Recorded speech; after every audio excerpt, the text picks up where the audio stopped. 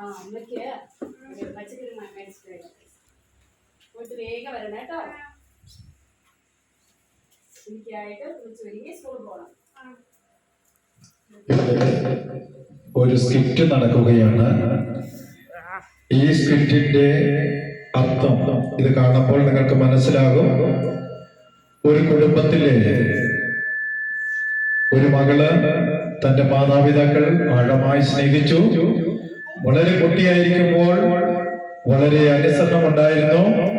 അമ്മ എന്ത് പറഞ്ഞാലും അനുസരിക്കുന്ന ഒരു സ്വഭാവം ഉണ്ടായിരുന്നു. എന്നാൽ വളർന്ന് കുറച്ചു നാള് പഠിച്ച് ഉയർന്ന് വലിയൊരു പദവിയിലേക്കൊക്കെ വരുന്നു.